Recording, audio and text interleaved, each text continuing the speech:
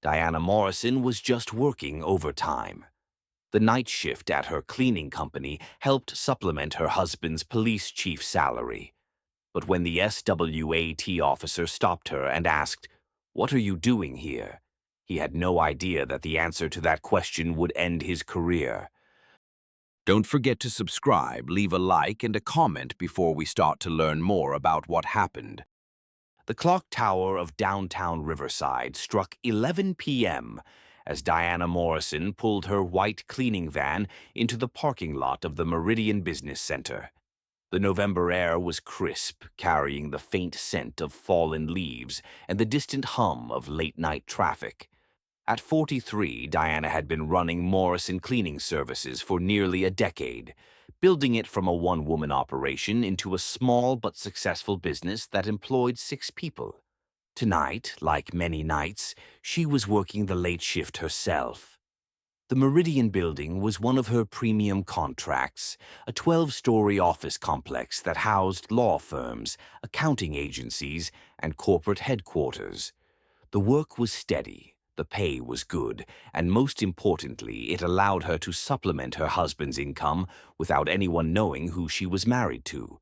Chief Robert Morrison of the Riverside Police Department made a decent salary, but in a city where the cost of living seemed to rise every month, Diana's business provided the financial cushion that allowed them to maintain their modest home in the suburbs and put money away for their daughter's college fund.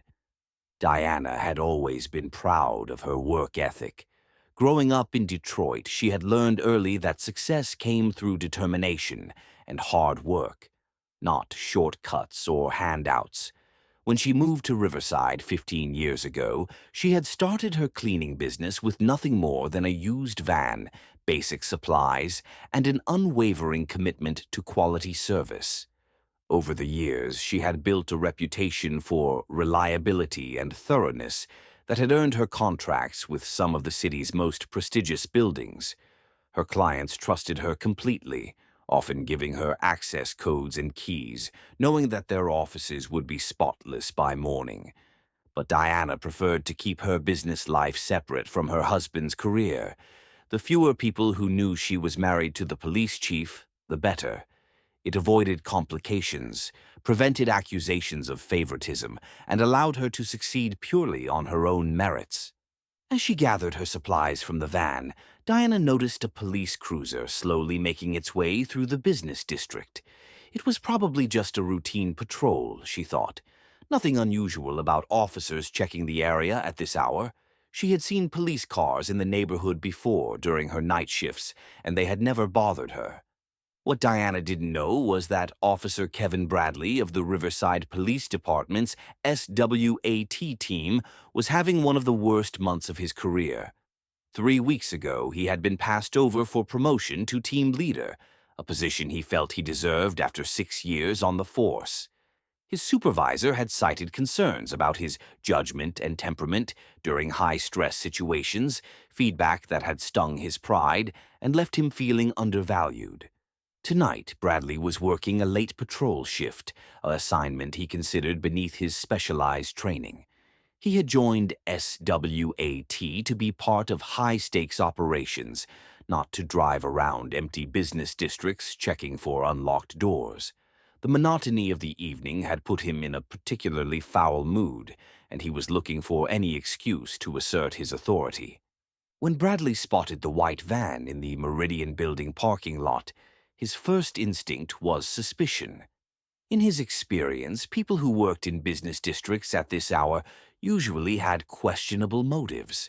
The fact that the van belonged to a cleaning company should have been reassuring, but Bradley wasn't in a reasonable frame of mind. He pulled his cruiser into the parking lot and positioned it behind the van, effectively blocking Diana's exit. Through his windshield, he watched as a black woman in work clothes emerged from the building carrying cleaning supplies. To Bradley, she looked out of place in this upscale business district, and her race only reinforced his preconceptions about who belonged where. Diana noticed the police car as she loaded her supplies back into the van. She had finished the third floor and was taking a quick break before tackling the remaining floors. The officer's positioning made her slightly uncomfortable, but she assumed he was just being cautious about someone working in the building after hours. She was wrong. Bradley stepped out of his patrol car, his hand instinctively resting on his duty belt. At 31, he was a compact man with short cropped hair and the kind of rigid posture that came from years of military-style training. His SWAT team patch was prominently displayed on his uniform, a symbol of authority he wore with particular pride. "Excuse me," he called out, his voice sharp and commanding. "What are you doing here?" Diana looked up from organizing her supplies, maintaining the calm demeanor that had served her well in countless interactions over the years. "Good evening, officer. I'm with Morrison Cleaning Services. I'm just finishing up my work here." Bradley approached closer, his flashlight beam sweeping across Diana's face and supplies. "At this hour, you got some identification?" "Of course," Diana replied, reaching slowly into her jacket pocket for her business license and driver's license. She had learned long ago that quick movements around police officers could be misinterpreted, especially late at night.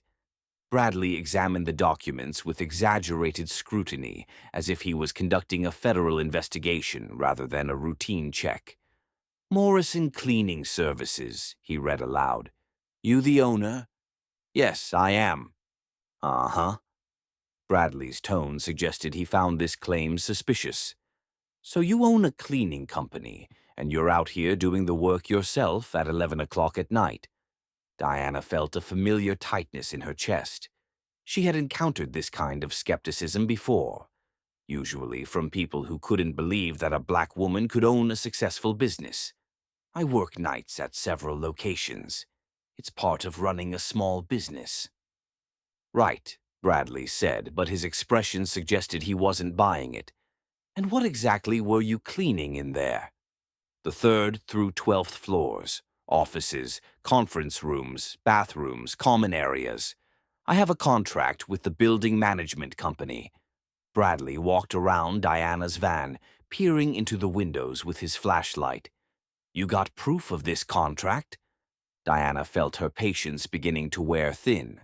"Officer, I've shown you my business license, my driver's license, and explained what I'm doing here. Is there a specific problem?" The question clearly irritated Bradley. "The problem is that this is a high-end business district, and I find it suspicious that someone like you is wandering around here at this hour." The phrase, "someone like you," hung in the air like a toxic cloud. Diana felt her jaw tighten, but she maintained her composure. She had dealt with this kind of veiled racism throughout her business career, and she knew that losing her temper would only make things worse. "Officer," she said calmly, "I've been cleaning this building every Tuesday and Friday night for over 3 years. If you call the building management company tomorrow, they'll confirm my contract." 3 years, Bradley laughed harshly, "and I'm supposed to just take your word for that?" Diana reached into her van and pulled out a clipboard with work orders and keys. "Here are my work orders for this month, and here are the building keys that management provided me. You can call them right now if you'd like." Bradley barely glanced at the paperwork.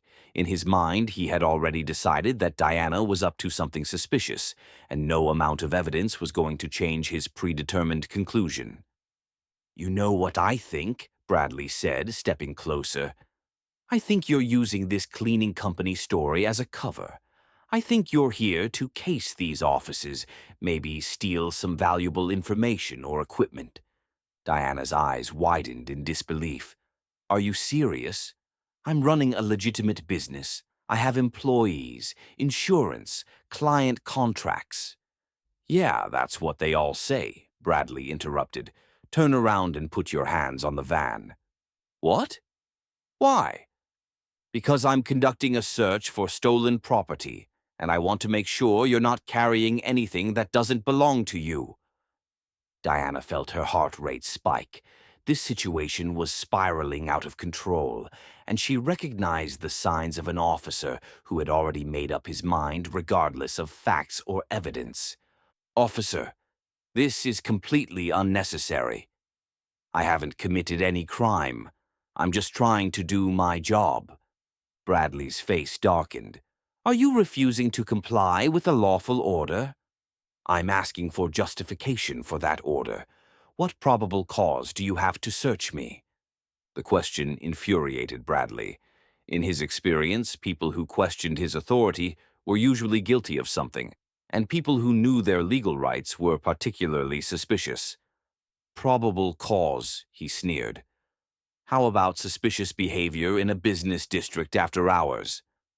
How about refusing to cooperate with a police investigation? How about the fact that half the break-ins in this area happen exactly like this, with someone claiming to be a service worker? Diana realized that reasonable discourse was impossible with this officer. His mind was made up, his prejudices were in full control, and nothing she said was going to change the trajectory of this encounter. I'll comply with your search, she said quietly, but I want it noted that I'm doing so under protest, and I consider this harassment. Harassment? Bradley's voice rose. Lady, you haven't seen harassment yet. Turn around, hands on the van, feet apart. As Diana assumed the position she had seen countless times in movies and television shows, she felt a profound sense of humiliation and anger. Here she was, a successful business owner, a tax-paying citizen, a woman who had never so much as received a speeding ticket, being treated like a criminal simply because a police officer couldn't believe that she belonged in this neighborhood. Bradley conducted his search with unnecessary roughness, checking her pockets, her jacket, even her cleaning supply belt. When he found nothing incriminating, his frustration only increased. Empty your van, he commanded. Excuse me? You heard me. I want to see everything in that van. Diana stared at him in disbelief. Officer, that van contains thousands of dollars worth of professional cleaning equipment and supplies. I'm not going to empty it onto the parking lot because you have some baseless suspicion. Then I'll do it myself, Bradley said, reaching for the van's rear doors. Don't touch my vehicle, Diana said firmly. If you want to search it, get a warrant. Bradley spun around, his face flushed with anger. What did you just say to me? I said get a warrant. You have no probable cause to search my vehicle, and I'm not giving you consent. Oh, you're one of those, are you?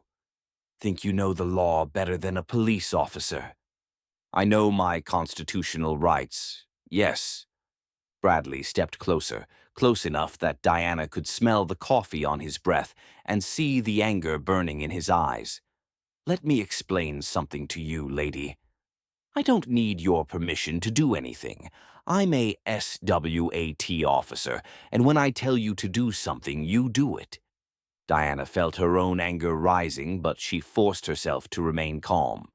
And I'm a citizen of the United States with constitutional protections against unreasonable search and seizure.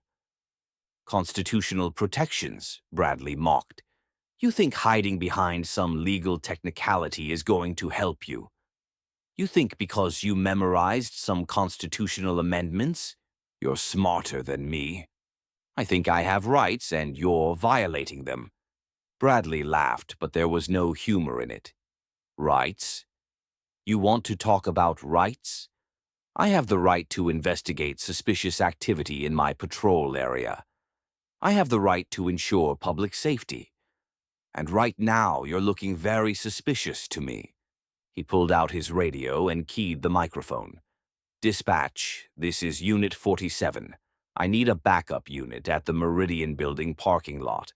I've got a suspicious person refusing to cooperate with a lawful investigation. Diana felt a chill run down her spine. She knew that once backup arrived, the situation would escalate further. Multiple officers would create a group dynamic that would be even harder to control, and the presence of witnesses might make Bradley feel he needed to justify his actions by taking her into custody.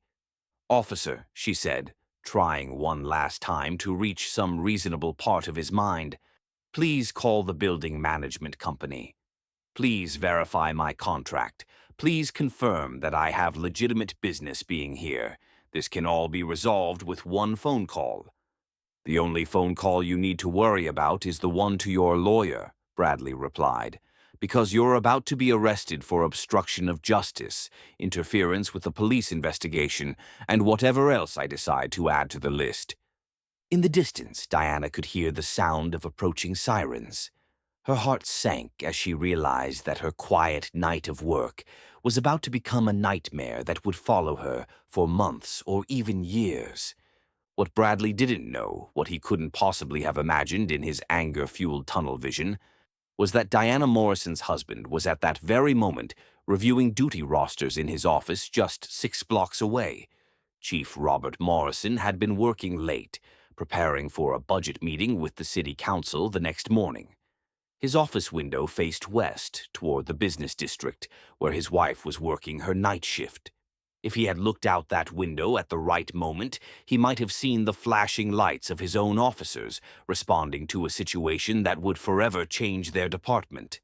The backup patrol car arrived within minutes, and Officer Janet Hayes stepped out.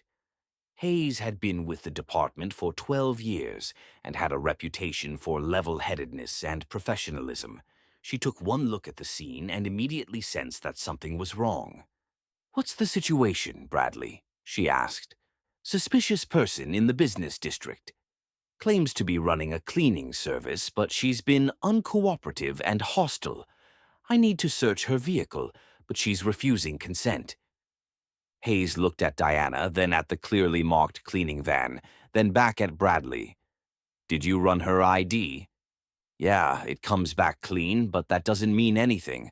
I think she's using the cleaning service as a front for something." Hayes walked over to Diana, noting her professional appearance, her calm demeanor, and the obvious legitimacy of her business operation. "Ma'am, I'm Officer Hayes. Can you explain what you're doing here tonight?" Diana felt a wave of relief at finally encountering a professional officer. "I'm Diana Morrison, owner of Morrison Cleaning Services. I have a contract to clean this building twice a week. I was just finishing my work when Officer Bradley approached me." "Morrison?" Hayes repeated, something in the name triggering a memory. "Morrison Cleaning Services." "Yes." Hayes pulled out her radio and called dispatch. "This is Unit 52. Can you run a business check on Morrison Cleaning Services?" Within moments, dispatch responded. "Unit 52. Morrison Cleaning Services is a licensed and bonded cleaning company. They have active contracts with several commercial buildings in the city, including the Meridian Building." Hayes looked at Bradley, who was beginning to realize that his assumptions might have been wrong.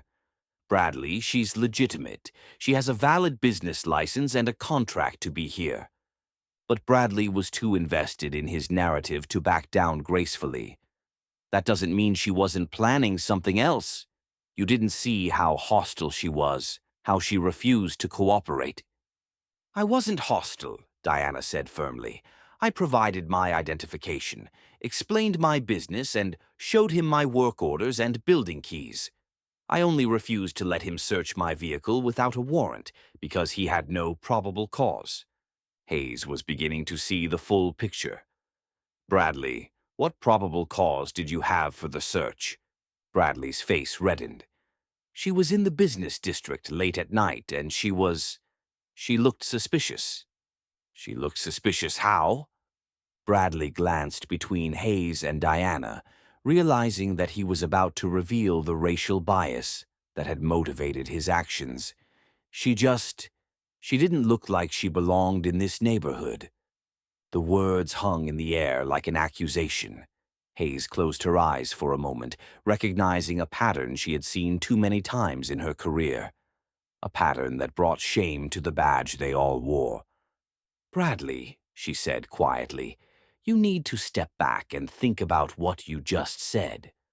But before Bradley could respond, Diana's phone rang. She looked at the caller ID and saw her husband's name. "Excuse me, officers.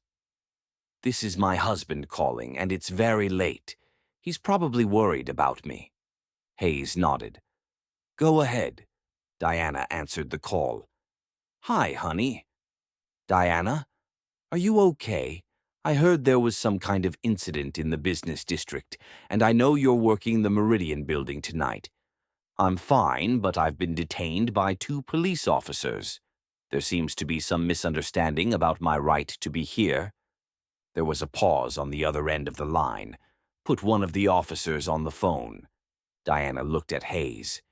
My husband would like to speak with one of you. Hayes took the phone.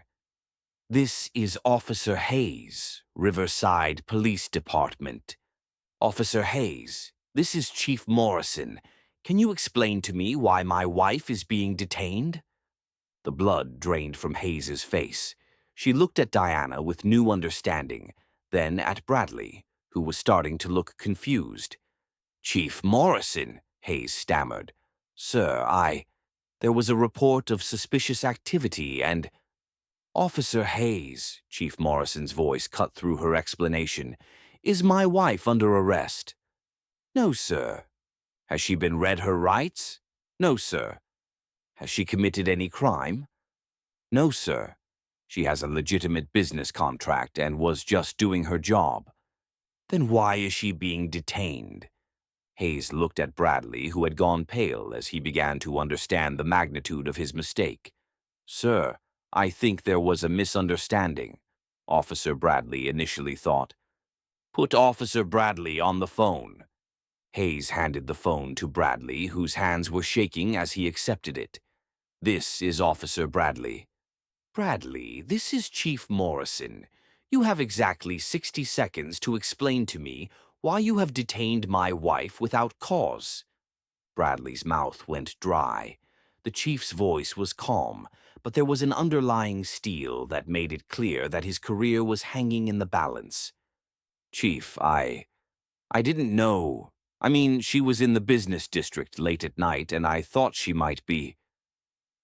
You thought what, Officer Bradley? I thought she might be casing the buildings for a robbery. Based on what evidence? Based on the fact that she's black. The question hit Bradley like a physical blow. He opened his mouth to deny it, but the words wouldn't come. Because that was exactly what it was based on, and they both knew it. Chief, I swear I didn't. Officer Bradley, you are suspended from duty effective immediately. You will report to Internal Affairs at 8 a.m. tomorrow morning. Officer Hayes will escort you back to the station, where you will surrender your weapon and badge. Bradley felt his world collapsing. Chief, please. You had one job tonight, Officer Bradley, to serve and protect the citizens of this city. Instead, you harassed a tax-paying business owner based on nothing more than racial prejudice. You're lucky if criminal charges are the worst thing that happens to your career. Chief Morrison's voice softened slightly as he addressed his wife. Diana, are you hurt? Did he touch you? I'm okay, Robert. Shaken up, but okay. Officer Hayes will make sure you get to your van safely. Take tomorrow off. We'll deal with this situation appropriately. After the call ended, the parking lot fell into an uncomfortable silence. Bradley stood there, stunned by the realization that his career was over. Hayes looked embarrassed by her colleague's behavior and ashamed to be associated with it. Diana gathered her supplies with as much dignity as she could muster. As she prepared to leave, she looked at Bradley one final time. Officer Bradley, she said quietly, I've been cleaning buildings in this city for 10 years. I've never stolen so much as a paperclip. I pay my taxes, I employ 6 people, and I contribute to this community. The only suspicious thing that happened here tonight was your assumption that I didn't belong. She got into her van and drove away, leaving Bradley standing in the parking lot, finally understanding the true cost of prejudice. The next morning, Bradley's suspension became permanent termination. The incident sparked a department-wide review of training procedures and bias awareness. And Diana Morrison continued running her successful business, though she never again worked alone on a night shift. Sometimes justice comes swiftly, delivered by those who refuse to tolerate the abuse of power in their name. And sometimes the most powerful response to prejudice is simply the truth, spoken with dignity by someone who refuses to be diminished by another person's limitations.